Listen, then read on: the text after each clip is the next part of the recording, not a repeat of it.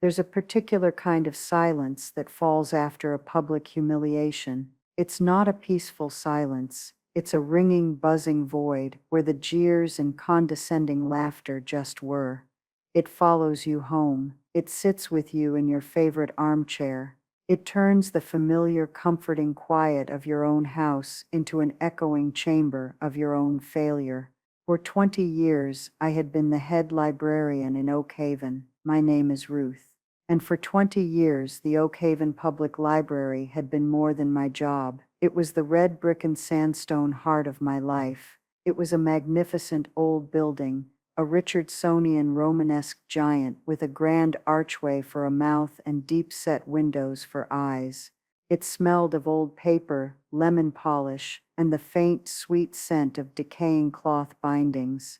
It was a sanctuary, a time machine, a fortress of knowledge, and a second home to generations of people in our small town. And my ex-husband, Mayor Stanley Miller, was about to bulldoze it to build condos. Stanley, even his name felt slick in my mouth. He was a man polished to a high shine on the outside, all brilliant white teeth and firm handshakes. He moved through our town like a minor king, bestowing folksy greetings and backpats like royal blessings. But I knew the man underneath the veneer. I had been married to him for 15 of my 20 years at the library. I knew the cold ambition that drove him, the casual cruelty he reserved for anyone he deemed beneath him, and the bottomless pit of his ego. He saw the library not as a public good, but as a public nuisance. It was, in his words, a taxpayer sinkhole on a prime piece of real estate.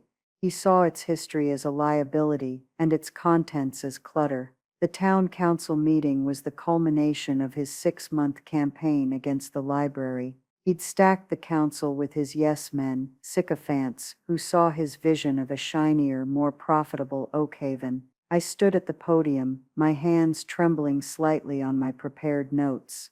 I spoke of the library's founding in 1908, of the summer reading programs that had taught half the town's children to love books, of the elderly patrons who came for the company as much as the crosswords.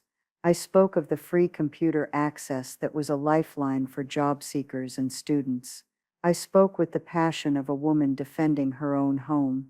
Stanley listened from his seat at the head of the long polished table, a mask of patient indulgence on his face. It was the same look he used to give me when I tried to talk to him about my day over dinner. When I finished, the silence was thick with my earnestness. Stanley let it hang there for a moment before breaking it with a soft, patronizing chuckle. He leaned into his microphone. Well, thank you, Ruth, for that very passionate defense of dust and cobwebs. A few of his cronies on the council snickered. We all appreciate your dedication to this old building, but we have to be forward-thinking. This is about progress. It's about increasing the town's property tax base. He waved a dismissive hand. We can't let sentimentality stand in the way of Oak Haven's future. He didn't look at me again. He called for the vote. It was a swift, clean execution, 5-2. The gavel fell like an axe. The Oak Haven Public Library was to be sold to Harrison Development for a shockingly low price. The deal was done. My pleas, my life's work, the heart of our community, were dismissed with a joke. I stood there, invisible, while he and the developer, a smug man named Mr. Harrison, shook hands for the local newspaper photographer. The flashbulb felt like a slap in the face.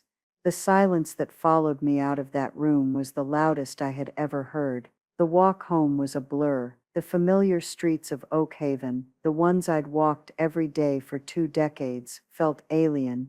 The cheerful glow from the windows of the local diner, the sound of kids laughing in a nearby park, it all felt like it was happening in another dimension. I was a ghost in my own life. I unlocked the door to my small, quiet apartment, the one I'd moved into after the divorce. It had always been my refuge, a space that was entirely mine, free from Stanley's booming voice and expansive presence. But tonight, it felt like a cage. The silence was no longer peaceful. It was accusatory. I sank into my armchair, the one I'd reupholstered myself, and the full weight of what had happened crashed down on me. It wasn't just the loss of the building, it was the public execution of my worth. Stanley hadn't just defeated me, he had invalidated me. He had stood before the entire town and announced that my passion, my career, my entire professional identity was a sentimental folly. The pain was a physical thing, a crushing weight on my chest that made it hard to breathe.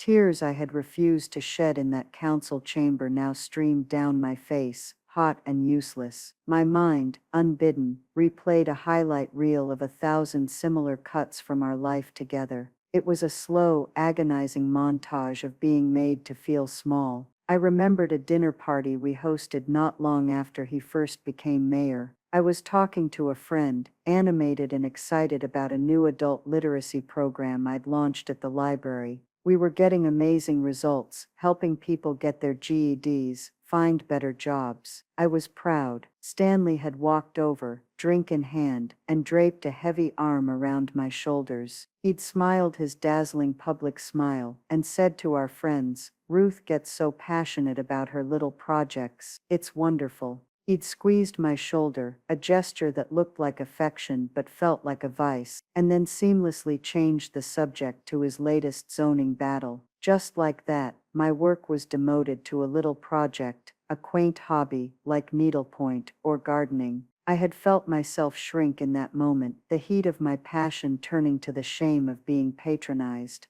Then another memory surfaced, sharper this time, a fight we'd had in the kitchen of our old house. He was frustrated with me for not wanting to chair the mayor's annual charity ball committee. "It's what a mayor's wife does, Ruth," he'd boomed, his voice bouncing off the sterile granite countertops he'd insisted on. "It's about presenting a united front." I had tried to explain that I had my own career, my own responsibilities. He'd scoffed, actually scoffed. "Your career, you stamp books for a living. I am building a legacy for this town. The library is your escape, not a profession. It's a nice hobby, dear, but it doesn't build anything tangible." Tangible. That was his favorite word. If he couldn't see it, touch it, or put a price tag on it, it didn't exist. Love, community, knowledge, history, they were all just fuzzy concepts to him, obstacles on the path to something real, like a condo tower. Even after the divorce, his dismissiveness had continued, poisoning the well with our only son, Daniel. Daniel was a good kid, but he worshipped his father. Stanley was the sun in his sky, powerful and bright. Stanley had nurtured that, of course. He'd bring Daniel into his world of business deals and backroom politics, making him feel important.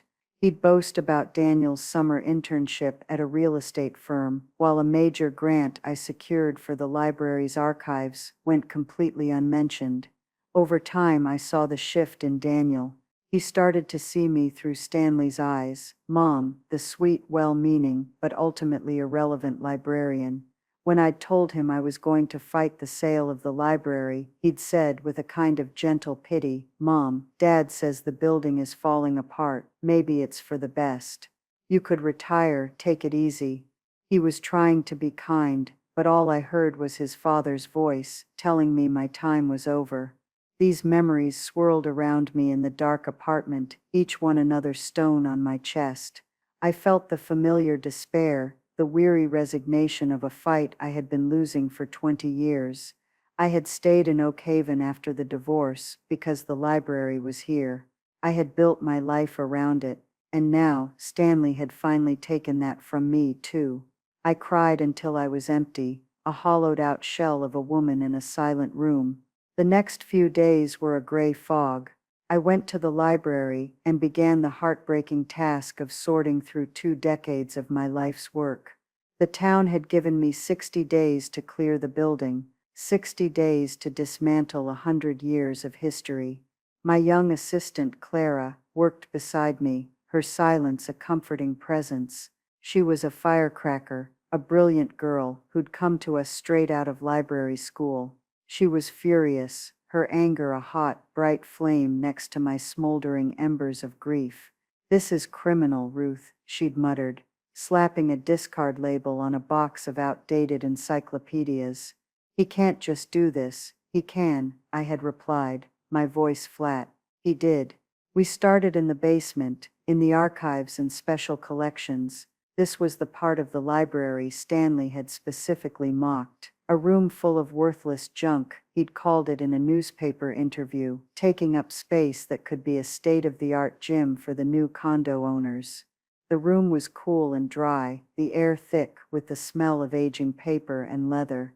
It was my favorite place in the whole building. It was a tomb of forgotten stories, of Oak Haven's secret history. We were supposed to be sorting things for preservation, donation, or disposal. Most of it, according to the town's directive, was disposal. I ran my hand along a shelf of leather-bound volumes, donated decades ago by the town's founding families. My fingers, coated in a fine layer of dust, stopped on a small, unassuming book. It was bound in plain brown leather, no bigger than a modern paperback. There was no title on the spine. It was the kind of thing anyone else would have tossed into a box without a second glance. But I knew this book. I had logged it myself years ago when I first took over and did a complete inventory of the collection. The accession card was still tucked inside, written in my own youthful looping cursive. I pulled it down. The leather was cool and smooth beneath my fingertips. I opened the delicate cover. The title page was yellowed with age, the ink slightly faded. Tamerlane and Other Poems, by a Bostonian. My breath caught in my throat. I knew what this was. Every librarian, every book lover, dreams of a moment like this. It's the stuff of fantasy. But it was here, it was real, and then I saw it. On the same page, just below the printed title, was an inscription. The ink was a faint, rusty brown, but the handwriting was unmistakable, an elegant, slightly spidery script. For E.W.2, a fellow traveler in the realms of shadow, E.A. Poe, a signed first edition of Poe's Tamerlane, one of the rarest, most sought-after books in all of American literature. So rare it was almost mythical. There were only a dozen or so known copies in the world, and this one was signed. I sank onto a nearby stool, the book held reverently in my hands. I thought back to its history. It had come in a crate of books, donated by the estate of the Weatherby family, one of Oak Haven's original founders, back in the 1950s. It had been catalogued by my predecessor as simply Poe, E.A. Tamerlane, with no note of its significance. It was an easy mistake to make if you weren't looking for it. The author was listed only as a Bostonian. The signature was faint. It had sat here in the dark for over 70 years. A multi-million-dollar treasure hidden in plain sight. The despair that had been my constant companion for days didn't just vanish. It underwent a strange alchemy. The crushing weight on my chest began to lift, replaced by something else, something cold and hard and heavy. It was resolve. A single crystalline thought cut through the fog of my grief. He didn't know. Stanley, in all his arrogant, forward-thinking glory, had dismissed this room as worthless junk. He hadn't bothered to look. He hadn't cared enough to ask. He had signed the order to sell this building and its clutter for a song, never once considering that there might be value in things he didn't personally understand. The tears that had been so close to the surface stopped. The trembling in my hands ceased. I looked at the book, then around the quiet, dusty room. A slow smile spread across my face. It felt unfamiliar, sharp at the edges. It wasn't a happy smile. It was the smile of a woman who had just been handed a weapon. It wasn't about revenge. It was about justice. It was about legacy. But as I thought of Stanley's smug face at that council meeting, the joke he made at my expense, I had to admit to myself, with a shiver of something dark and thrilling, it wasn't about revenge, until it was. The first thing I did was take the book home. I wrapped it carefully in acid-free paper and placed it in my tote bag, my heart hammering against my ribs the entire walk. The feeling was a strange cocktail of terror and exhilaration. That night, I didn't sleep. I sat at my dining room table, a pot of coffee brewing, and fell down a rabbit hole of online research. I pulled up digital facsimiles of other known copies of Tamerlane. I compared the typeface, the paper, the binding, everything matched. I scoured auction house records, my eyes widening at the prices. An unsigned copy had sold for over $500,000 a decade ago. A signed copy that was uncharted territory. The value was astronomical, almost nonsensical. It was more than the town's entire annual budget. It was certainly more than Stanley had sold the library for. But having the book was one thing, using it was another. My first thought was to march back into the mayor's office, slap the book down on his desk, and watch his arrogant smirk dissolve. But I dismissed the idea as quickly as it came. He would seize it. He would spin the story, paint himself as the hero who had uncovered this hidden treasure just in the nick of time. He would take the credit, absorb the glory, and use the money to fund his own pet projects. The narrative would be that the town of Oak Haven, under the brilliant leadership of Mayor Stanley Miller, had found a winning lottery ticket. My role would be a footnote. No, that wasn't justice. I needed a plan. I needed to understand the rules of the game he had set in motion. I spent the next 2 days, not at the library, but in my apartment, poring over Oak Haven's town charter, the library's original bylaws from 1908, and most importantly, a copy of the sale agreement for the library building that Clara had discreetly misplaced from the town clerk's office for me. And there, buried in the dense legalese of the contract with Harrison Development, I found it. It was a single beautiful clause, born of Stanley's own lazy arrogance. The sale was for the building and the land it stood on. Regarding the contents, the agreement stated that the Oak Haven Public Library, as an entity of the town, shall be responsible for the full deaccession and clearing of all non-fixed assets prior to the date of transfer. He hadn't even bothered to have the collection appraised. He'd simply written it all off as junk and made its disposal my problem, my responsibility. As the head librarian, I had the sole authority to oversee the clearing of the assets. The clause didn't say how I had to clear them. It didn't say I had to throw them away. It just said I had to get them out of the building. Stanley had handed me the keys to the kingdom without even knowing it. My next step was to bring in an ally. I couldn't do this alone. I trusted Clara implicitly.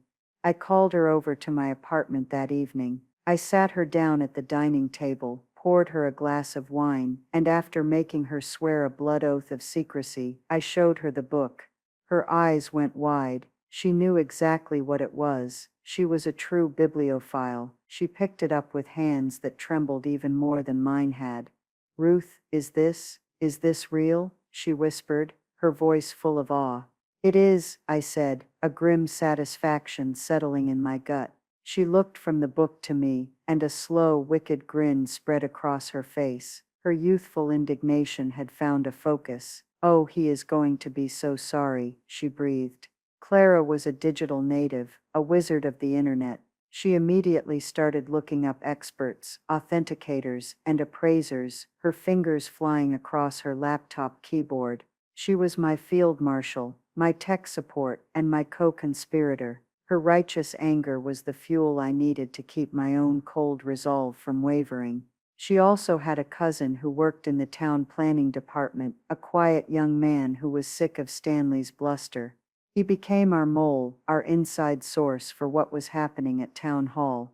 Through a network of university contacts, we found him Dr. Alistair Finch, a retired professor of American literature from a university in the next state. He was one of the foremost Poe scholars in the country. His name appeared in the acknowledgments of nearly every serious book on the subject. After a carefully worded email exchange, he agreed to see me. The following Saturday, I drove the 2 hours to his home, the book nestled in a padded case on the passenger seat like a sleeping child. Dr. Finch was a small bird-like man with kind eyes and a flurry of white hair. He led me into his study, a room that smelled exactly like the library's special collections, old paper and quiet contemplation. I unwrapped the book and placed it on his desk. He was silent for a long time, examining it under a magnifying glass, his breathing soft and shallow. He touched the inscription with a delicate finger. He consulted a few heavy tomes from his own shelves. The silence stretched on, thick with my own anxious heartbeat. Finally, he looked up at me, his eyes shining. "My dear woman," he said, his voice husky with emotion. "Do you have any idea what you have here?" He proceeded to tell me. He explained the provenance, the likelihood that was Edward Weatherby, a known acquaintance of Poe's from his brief time in Boston. He confirmed the signature was consistent with others from that period. He declared it without a doubt authentic. And then he gave me the name of a specialist at a major auction house in New York, a former student of his. "Tell her I sent you," he said. "They will take very good care of you, and of this." The final piece of the puzzle fell into place when I delved into the library's original 1908 charter, a document so old Stanley had probably never even read it. It was ironclad. It had been written by the town's founders to protect their gift to the community from the whims of future politicians. It stipulated the creation of an independent library trust, governed by a board, and stated unequivocally that any funds derived from the sale or disposition of the library's assets were to be deposited directly into that trust. The trust's sole purpose was the maintenance, improvement, and continuation of library services for the people of Oak Haven. The town council and the mayor had no legal access to that money. It belonged to the library, forever. The plan was now complete. It was elegant in its simplicity. I would follow Stanley's orders to the letter. I would dispose of the book. I would just be disposing of it at a world-renowned auction house for its true market value.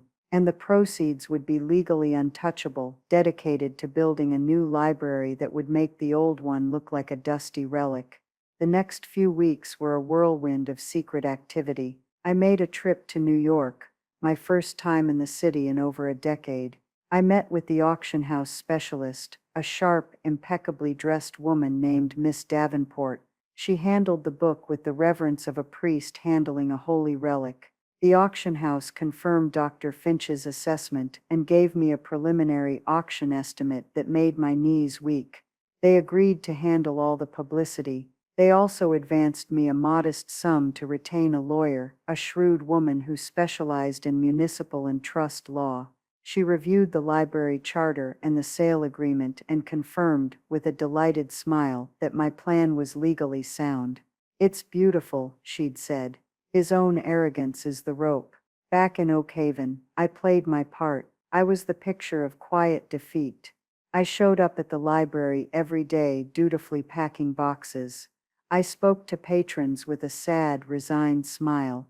People would stop me on the street to offer their condolences. "It's a shame what Stanley's doing," they'd say. I would just nod. "Yes, it is." I let Stanley have his victory lap. I watched him in the local paper, posing with Mr. Harrison in front of the library, pointing at architectural drawings of the new Oak Haven Grand Condos. He looked so proud, so pleased with himself. He never once checked on my progress clearing out the building. Why would he? It was just junk. He had already moved on. He was a man who only ever looked forward, never bothering to check what he was leaving in his wake. The silent takeover began on a Tuesday. It started not with a bang, but with a hyperlink. The auction house released its fall catalog online, and with it a targeted press release to major arts and literature journalists. The headline was simple, factual, and devastating: "Extraordinarily rare signed first edition of Poe's Tamerlane to headline fall auction." The body of the press release was just as direct. It mentioned the book's impeccable provenance, traced back to its donation to the Oak Haven Public Library in the 1950s. And then came the killing blow, a sentence crafted with the precision of a surgeon's scalpel. The piece was recently deaccessioned from the library's collection following the sale of the historic building to a private developer. It didn't name me, it didn't name Stanley. It just laid out the facts like stones on a path, leading to an inescapable conclusion. Clara sent me the link via a text message that just said boom. I clicked it, and there it was. A glossy, high-resolution photo of the book I held in my hands just a few weeks ago, now presented as a priceless cultural artifact. I felt a surge of dizzying power. For the first few hours, nothing happened. The news was a quiet ripple in a big pond, but then, a blogger who specialized in rare books picked it up. From there, it jumped to a literary journal. By mid-afternoon, the Oak Haven local news website had it. The headline was a little more pointed: multi-million-dollar book found in Oak Haven library slated for demolition. That's when the dam broke. The link started flying around Oak Haven's community Facebook page. The comments section was an explosion of outrage, disbelief, and fury, all directed at one person, Mayor Stanley Miller. People were doing the math. They were looking at the rock-bottom price he'd sold the library for, and the multi-million-dollar estimate for the book. The word incompetent started appearing, then corrupt, then idiot. Clara, through her cousin, gave me a play-by-play of the chaos erupting at Town Hall. Stanley had been completely blindsided. The town clerk had apparently burst into his office, phone in hand, to show him the article. According to Clara's cousin, Stanley had gone white as a sheet. His first reaction wasn't anger, it was pure, unadulterated panic. He called an emergency press conference for late that afternoon. I watched it streaming on the local news website from the safety of my apartment. He stood at the podium, his usual confident posture replaced with a rigid tension. His smile was a ghastly, stretched, thin imitation of its usual brilliance. He was trying to get in front of the story, to co-opt it. "This is a wonderful day for Oak Haven," he began, his voice a little too loud. "We have uncovered a hidden treasure, a piece of our town's legacy that was frankly lost. My administration is launching a full and immediate investigation into how this priceless artifact was misplaced for so long." He was trying to paint it as his discovery, his victory.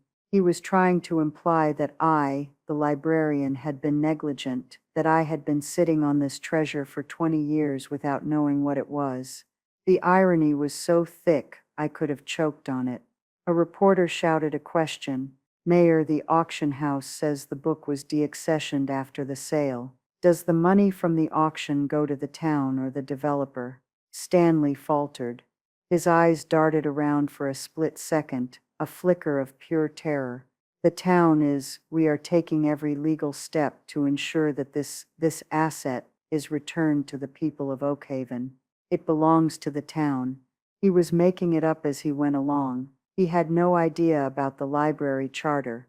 He had no idea that he had already signed away any right to control the disposition of the assets. The developer, Mr. Harrison, was apparently having a meltdown of his own. Clara forwarded me a chain of furious emails that her cousin had been surreptitiously copied on.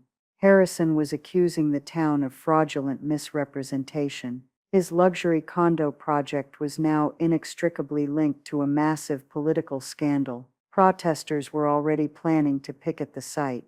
He was threatening to sue the town, to sue Stanley personally. The beautiful, profitable deal they had shaken hands on so publicly was now a toxic boat anchor, and it was dragging them both to the bottom of the sea. Stanley's forward-thinking vision was turning into a backward-looking catastrophe, and it was all his own doing. I took a sip of my tea and watched the fire burn. The phone call from my son Daniel came the next morning. I had been steeling myself for it, expecting a torrent of accusations, a defense of his father. But his voice, when he spoke, was quiet and confused. "Mom, what is going on? I just saw the news. Dad he's losing his mind." I took a breath. This was the moment that mattered more than the money, more than the public vindication. "I'm sure he is," I said calmly. "He's saying you hid the book from him on purpose to make him look bad," Daniel said. There was a question in his voice. He was testing the waters, trying to decide which narrative to believe.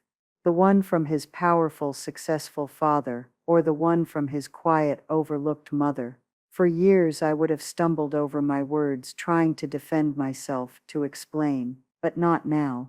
The truth was my shield. Did I hide it, Daniel? I asked, my voice even. Or did he just never bother to look? He called the special collection worthless junk. He signed a piece of paper that ordered me to get rid of everything in that building. I'm just following his orders. There was a long silence on the other end of the line. I could almost hear the gears turning in his head, the carefully constructed image of his father starting to crack. He had heard his father mock my job 1,000 times. He had seen the dismissive hand waves. He had been there. For the first time, he wasn't just hearing it, he was understanding it. He sold the library, Daniel, I continued softly. He didn't care what was inside. He was wrong. It's as simple as that. Oh, he said. It was a small sound, but it contained a universe of dawning comprehension. So the money, Dad says he's going to get it for the town. The money belongs to the library, sweetie, I said, according to a charter from 1908 that he also never bothered to read. It's going into a trust. To build a new library. Another silence. Wow, he finally whispered. I'm sorry, Mom. I never really saw. I know, I said, and my heart ached with a bittersweet mix of sadness for the years lost and relief for this one moment of connection. He's very convincing. That was the family exodus. It wasn't a dramatic walkout. It was the quiet final defection of my son, from his father's camp to the side of the truth. Stanley, meanwhile, was escalating. His desperate counter-manipulation was a masterclass in flailing panic. He had the town's lawyers send a cease and desist letter to the auction house. My lawyer, a woman who seemed to relish this fight, sent back a polite 2-sentence reply, referencing the sale agreement and the library charter. Checkmate. He tried to spin it in the press, claiming he was the victim of a vindictive ex-wife and a negligent librarian. It didn't work. The narrative was already set. He was the fool who had thrown away a priceless treasure out of pure arrogance. The story was too good, too simple, too karmically perfect. Finally, he called me. It was late at night. I saw his name on the caller ID and let it ring 3 times before I answered. I said nothing. Ruth? His voice was strained, stripped of its usual booming confidence. Ruth, we need to talk. There's nothing to talk about, Stanley, I said, my voice as calm as a frozen lake. You can't do this, he hissed, the panic shredding the edges of his words. You are trying to ruin me. You are destroying my career. For what? A petty revenge. I'm not doing anything, Stanley, I replied. I'm executing my duties as instructed by the town. Your signature is on the document. This isn't about the library, it's about us, he pleaded, shifting tactics. The bluster had failed, so now came the emotional blackmail. Think about Daniel. Think about the family's name. You are making us a laughingstock. You, I thought, you are making yourself a laughingstock.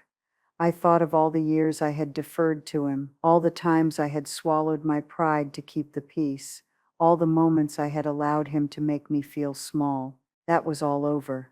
My only concern, I said, my voice cold and clear, is the future of the Oak Haven Public Library. You should have thought of the family's name before you decided to sell a town landmark to your developer friend. I hung up the phone. I didn't slam it down. I just gently pressed the end button, cutting him off mid-sputter. It was a quiet, decisive act. The silence that followed was, for the first time in weeks, truly peaceful. The day of the auction, I didn't go to New York. It felt more fitting to watch the proceedings from my own small apartment in Oak Haven, the town at the heart of the storm. Clara came over with a bottle of champagne she'd been chilling for the occasion. To the librarian's revenge, she toasted, her eyes sparkling with excitement. I had corrected her before, telling her it was about justice, not revenge. But sitting there, watching the private live stream the auction house had set up for us, I had to admit a little bit of revenge felt awfully good. The Tamerlane was the final lot of the evening.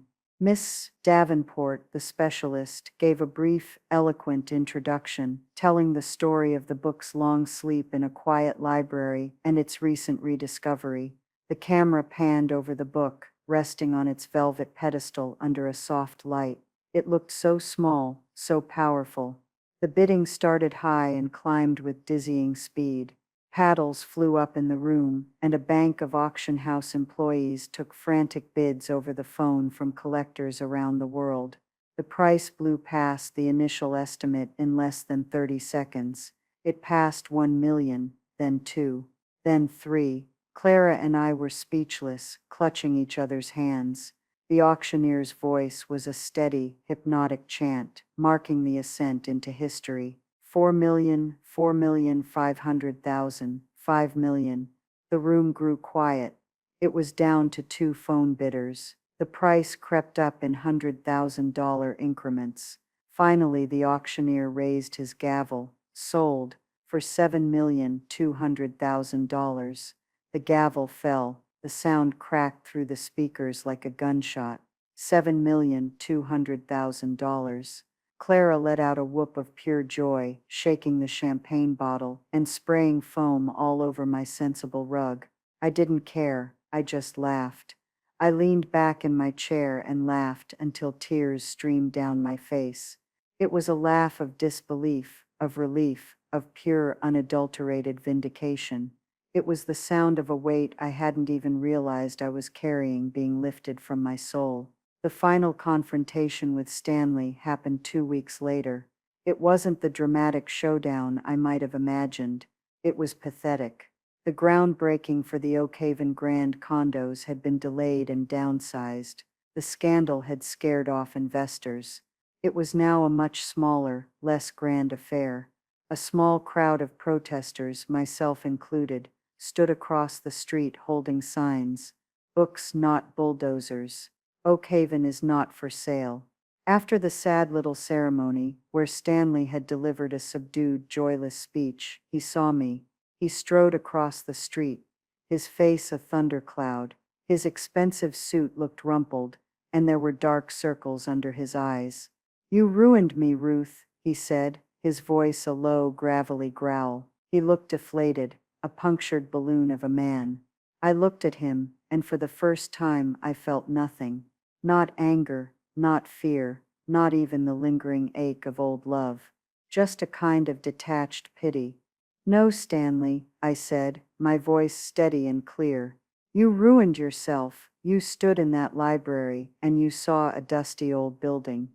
I saw a home for our community. You looked at the archives and saw worthless junk. I saw a legacy. You have spent your entire life only valuing things you can measure in dollars or in votes. You never respected what you couldn't control or what you didn't understand."